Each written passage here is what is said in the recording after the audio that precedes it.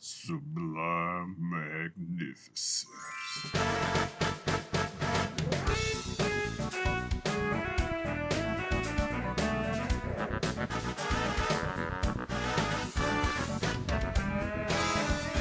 Hey guys, you know who it is, what's going on, when it's happening, where it's at, and why we're here today. How you doing?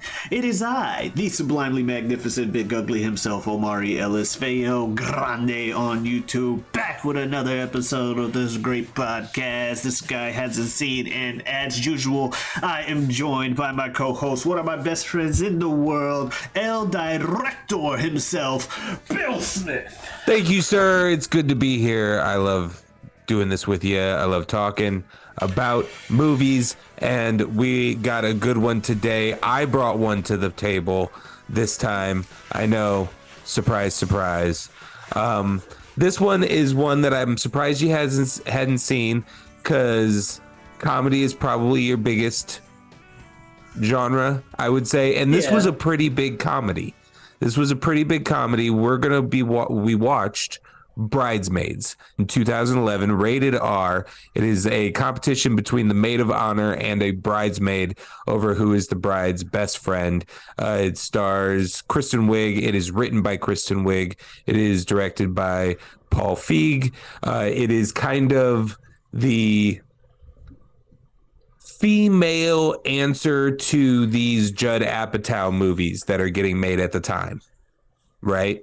Like you're like Knocked Ups. Oh, okay. And those kind of Super Bad. Those kind of movies. It's a little bit like that, and with a female slant on it. And yeah, this is a huge comedy. I've watched it a bunch of times. It's definitely probably directed a little bit more towards females. So now that I have my wife with me for the last few years, we probably watched it a couple of times just on her suggestions of it. And once I found out you hadn't seen it, I thought it would be a great addition to the list. Okay, yeah. Why have you not seen this film? I don't think I had heard about what it actually was about, or that it was a comedy or something. If I heard, you said it was 2011 or so? Correct. Yeah, so where's Omari in 2011? 2011, I am probably reading X-Men comics and not really watching any movies, because that's probably when I first was reading through a shit ton of X-Men, because depending on what time of year, that's probably what happened. So, and I spent a lot of 2011 without a job, so I wasn't really going to many movies. So, yeah, that's part of why. Also, the name like Bridesmaids, I would think, chick flick as the terminology is thrown out there, and that's not usually something I ended up watching. Like, there's something that if I saw something that would be in that category, it would be because my older sisters were watching the TV that night and I had nothing else to do, so they're controlling the media. I'm watching this, so your Cluelesses and all that stuff I've technically seen, but this. Yeah, see, I've never thought of Clueless as a chick flick. We had this discussion, I don't know if it was on mic or off mic last week, where, and I don't know who's right or wrong, or if there is a right or wrong. I've always specifically labeled chick flicks as that very formulaic romantic comedy thing of like, either guy chases girl, eventually gets girl, or vice versa, and not so much movies for girls. See, that's how I always defined it. And that might be the more accurate. Not saying that men can't enjoy them, but just that's the target demographic, and vice versa.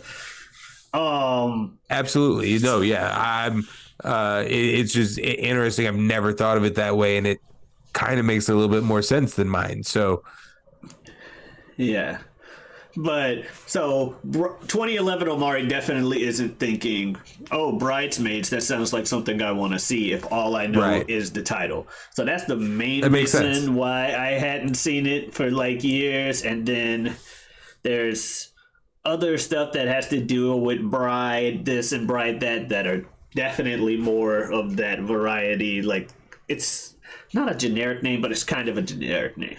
Bridesmaids, at least for me, who does not delve into that realm. So Yeah. that's why. It's like why it was until college that I saw the like Princess Bride. I was just like, the Princess Bride? Nah, Princess Diaries, Princess Bride, whatever. I'm not watching that. Those aren't the same thing, Omari. I'm not watching it. And then eventually I watch it in college, like, oh, okay. But yeah, that's pretty much what happened here. But yeah, and just to piggyback off of that, as to what I was expecting knowing this, and again, Yeah. didn't look at the synopsis. I was just like, all right, Bridesmaids. Oh, I think I might have seen something say it was I think I saw Maya Rudolph's name associated with it. Like, was this a comedy? Oh, click. And went in there, so I didn't really know what to do. I'm like, clearly this has something to do with a wedding. This is a wedding movie, Safe bet. but I have no idea what to expect, because even if it is the chick flick, category for however you want to call it, clearly it did something to stand out, aside from just being one of those. Yeah. So I'm like, I'm not sure, but let's see what happens. And then go ahead. The most interesting thing that I've developed while listening to you discuss this and how little you knew about this film is I'm just very curious, because to me it felt like ubiquitous pop culture knowledge. You had zero idea about the bathroom scene. Oh, zero. Not to idea. jump into a standout moment. Zero. We can just go ahead and jump into it. You had zero idea about that? Zero. I feel like that was one of those scenes that had just become like a part of the internet. I don't know. Like it was just, that's culture now kind of thing. Nope. I had not had any Like idea. Maya Rudolph slowly, it's happening. It's happening. It's happening. And slowly sitting down on the street. It happened. It happened. Okay. Wow. Yeah. So, okay. So yeah, that just wanted to get that question out of there real quick. So the movie starts off. I feel like I'm always surprised at how the movie starts. Yeah, I was not expecting that. Yeah. Like don't be listen. Don't be watch. Don't start this movie in a public setting, or have some headphones. But yeah, it opens with one of our few scenes with John Hamm, who's our main character's kind of fuck buddy. Whoa. Literal. He is an absolute. He is like the dick of dicks. Is what his character is playing. Like every guy that we hate in this world, who gets the ladies and doesn't deserve the ladies. Well, what are your initial reactions as the movie starts to go? So again, what am I expecting? I don't know. Anything could happen, and then just like, whoa, what the fuck? I was not expecting that, but that's for sure. All right, a not graphic, but also very graphic sex scene played for comedy, but also like I said, you wouldn't want that audio just playing out. Like, I feel like every time the audio starts for the opening scene, I'm like checking the windows and making sure they're closed. And like, oh God. Yeah, that just catches you off guard right off the bat. So I'm like, all right. And then, it starts going through her life. Clearly she's not the happiest of individuals, and she's like warning soon to be married couples about like blah, blah, blah, blah, blah. So now I'm like, well, is this something about always being the bridesmaid and never the bride, that whole cliche? And I'm like, is that what this is? And then she has a friend where she talks, where they both seem like they won't, where they both about that single life. So I'm like, Right. well, maybe that is what this is. But when Maya Rudolph, Lil or whatever, first shows off the engagement ring and she gets her like initial body language of reaction after the like yay, I'm like, oh, haha, this movie's about Annie being jealous of Maya Rudolph the whole time, until just that very next scene where you meet Helen and just the way they talk to each other beginning, like, oh, it's actually Helen versus Annie the movie. Okay. Let's go. Yeah. I mean, yeah, it is Helen versus Annie the movie, and then it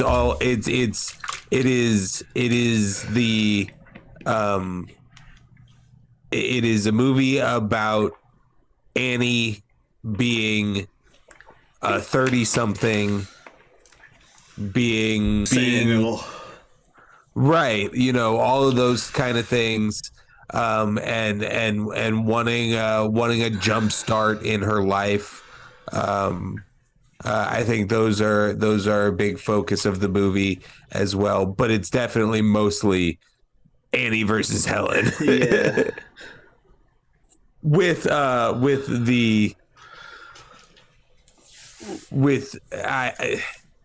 I don't know what to say to bring in Melissa McCarthy's character in this film.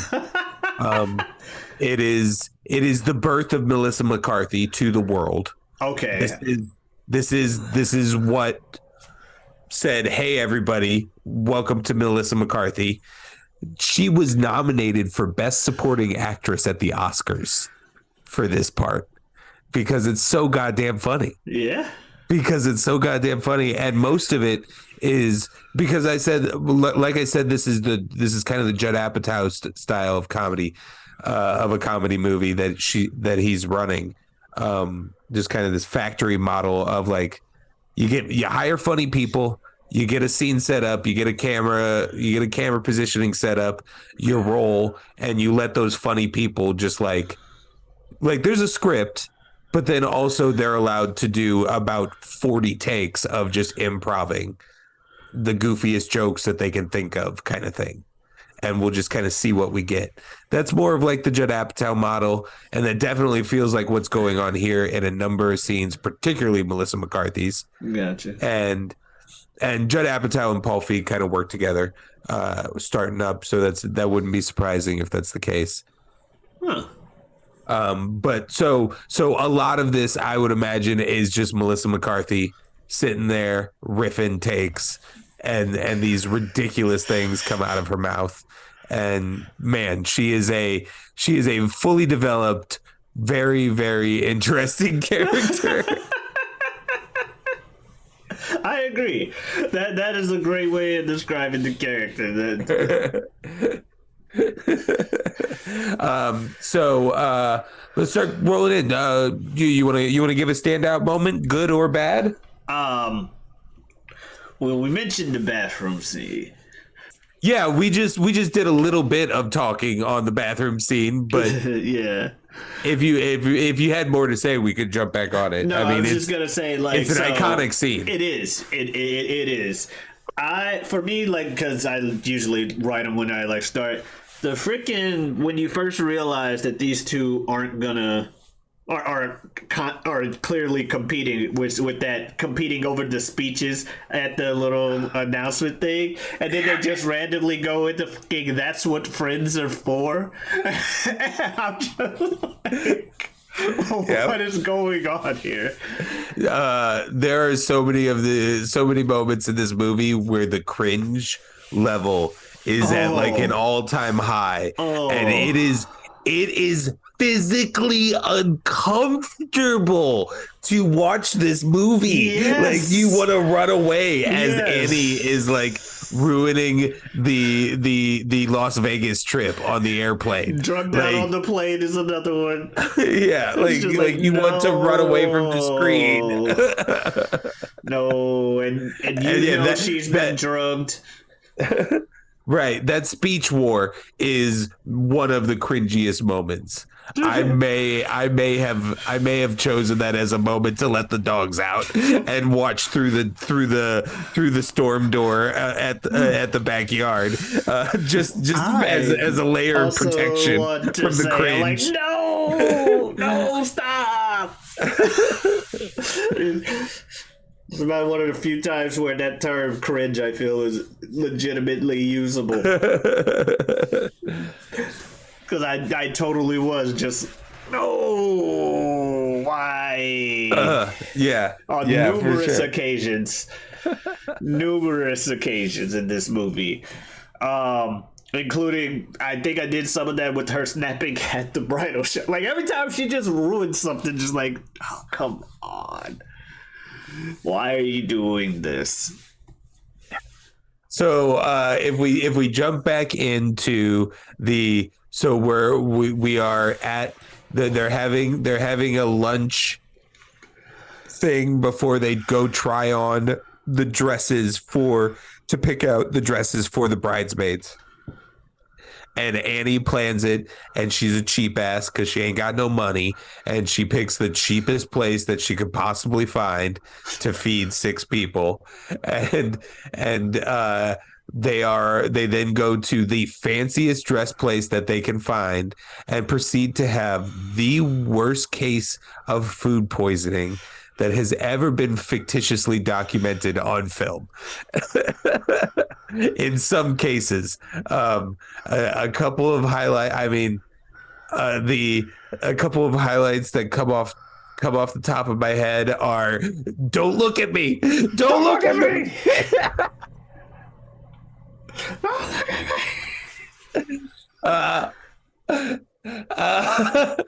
And like we said, the image of Maya Rudolph slowly sitting down in a full wedding dress, as we know that she's pooping her pants.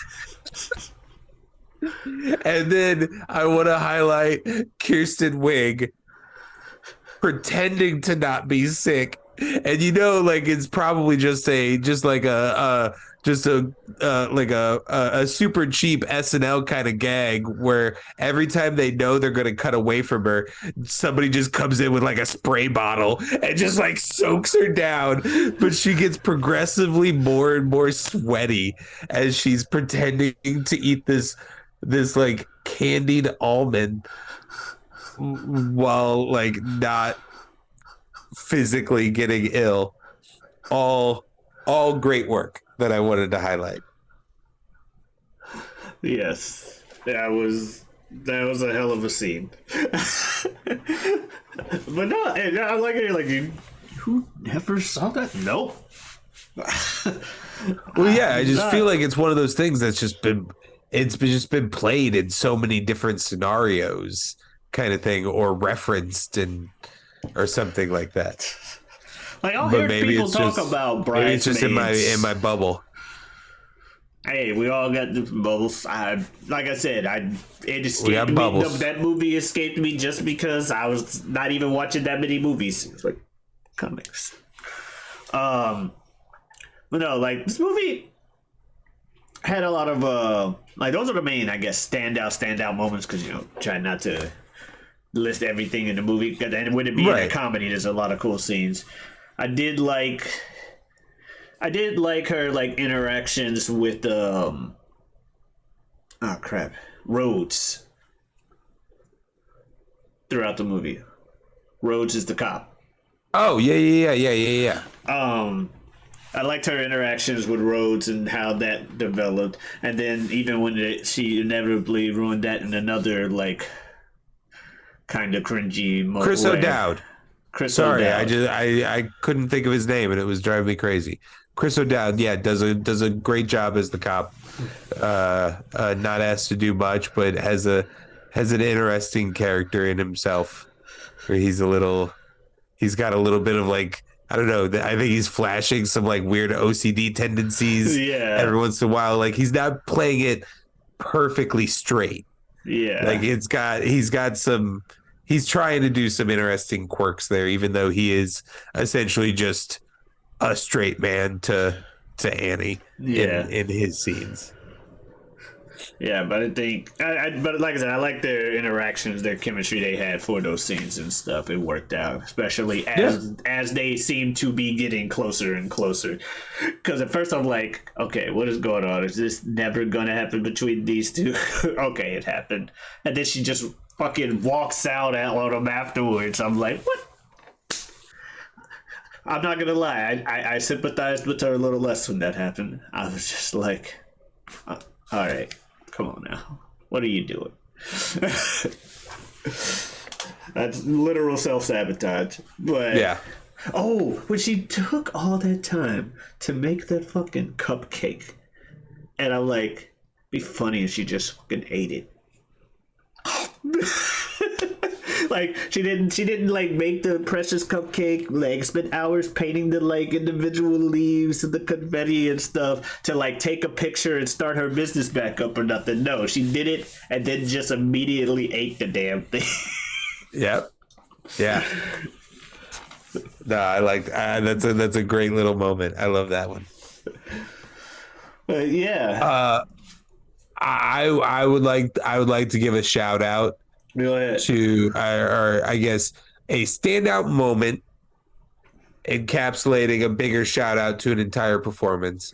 Standout moment to Rose Byrne, who plays Helen, Okay. in her moment where they have lost Maya Rudolph and she has to go to Annie's apartment and get her, and she breaks down in the car. And it's just Rose Byrne does such a good job of creating a character that you absolutely hate, along with Annie, for the first 3/4, 85% of this movie. And then from that moment forward, you kind of root for her a little bit. You realize that she has had zero friends since Maya Rudolph. Like she's in like a loveless marriage, and like, you know, she's just kind of in this trapped moment, and like Maya Rudolph is her only friend, and that's why she's her best friend. Which is the And same thing for Annie. So it's like, oh, okay. So they both have the same kind of like, this Right. is my own friend. No, yeah, like thing. Jen and I joked, like the after this movie is Annie starts baking again and decides to reopen her baking business, and because now she is a friend, she is Helen's friend, she immediately becomes like one of the most successful bakers of all time because Helen just forces her upon everyone. Like it's like, all right, you're immediately catering every party that I host, and I'm going to promote you to all of my friends or all of my colleagues and like all of that stuff. The fucking, you taking me to Paris? Are you fucking kidding me?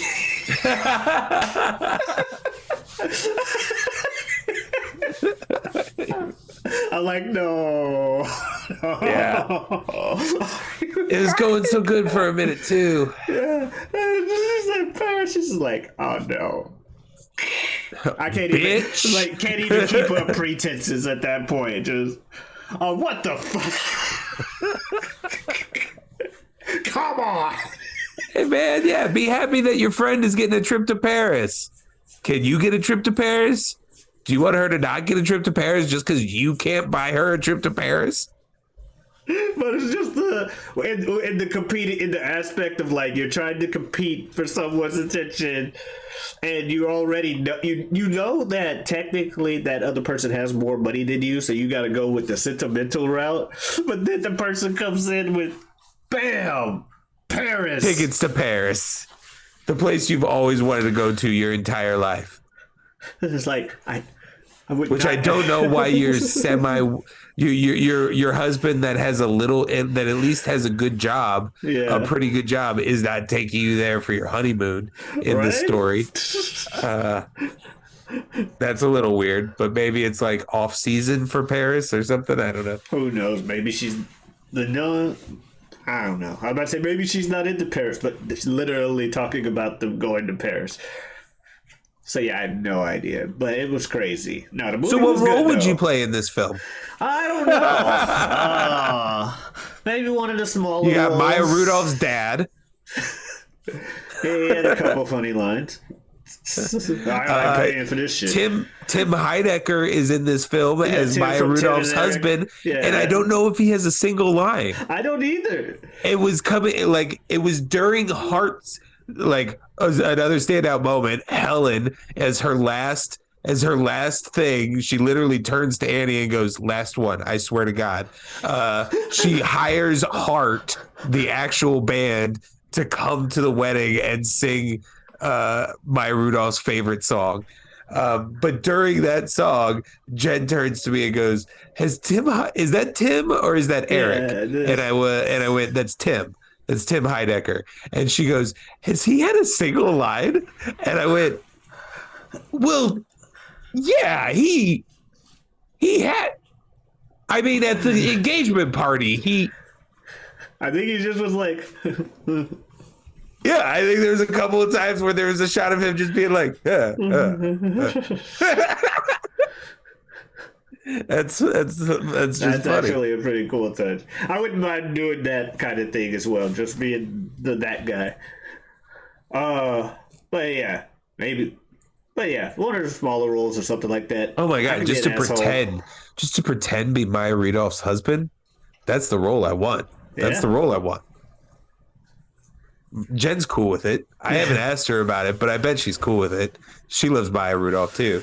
She'll be like, Okay, "Can there I you be go. her pretend husband like every other week?" And I'll be like, "Yeah, sure, we'll trade off." There you go. Win-win. Boom. Win, So, win. final thoughts. This movie, is it a chick flick? Did you enjoy it? Would you watch it again? It probably is still technical, considering neither of us knows the actual definition of chick flick. I'm gonna go ahead and say it probably still technically counts as one. That said, it is a good movie. It had some funny ass scenes, as we just mentioned. I enjoyed watching it. You know, I'm not sure how frequently I'll watch it, but it's good. It's good. I don't regret it, and I've got laughs and stuff to continue as we go on with this show, you know, day in and day out. You're exactly correct. Chick flick is a movie that appeals mainly to women. Okay. That is straight from the Oxford Dictionary. Chick flick is in the Oxford Dictionary? Everything's in the Oxford Dictionary, man. Jiggy, bootylicious, sus. Delicious. No. Not sus. Anyway. Not sus. Yeah, sus is in the Oxford Dictionary. Fair enough. Fair enough. Well, I one of them is more discerning. I can't remember if it's Oxford or Webster's. oh, that's right. Webster's Merriam. I guess Webster's- Webster's is the more discerning one. Yeah. That they're not just going to be Webster's. throwing words in there all willy nilly. Yeah. All right, so yeah, I mean, I really enjoyed this movie. I think it's hilarious. I think it is better, more rewatchable than a lot of those Judd Apatow movies. I think it's just under Hangover for me. Like Hangover is a little bit more cinematic Yeah. in its visuals. Mm-hmm. But I think this is right there with Hangover on its comedy, and I really enjoy this movie. And like I said, it's probably something that I end up watching like once every 2 years. Awesome. Awesome. Cool. And what we hope you guys watch more than once every 2 years, obviously, is us on this channel every week, every Great Tuesday. segue.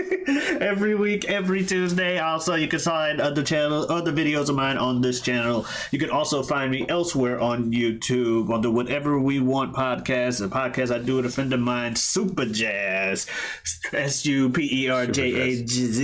You know how it goes. We do it every week, every Wednesday. We have new episodes every week, every Wednesday. I also have a Twitter and a Twitch. That's Giotavi, GIOTAVI.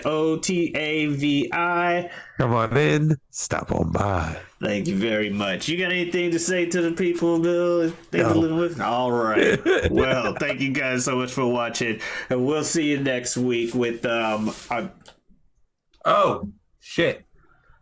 I mean, shoot. It's the movie is. I mean, shoot. The movie is Wait Until Dark. Oh yeah. But I think because you didn't suggest it. I didn't know. I don't believe. I couldn't even tell you who stars in it. What's a movie? Omari says.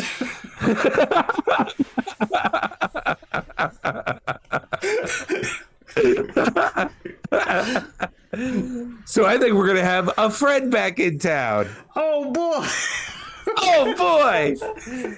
You ready to meet our new friends? Yeah. Adios.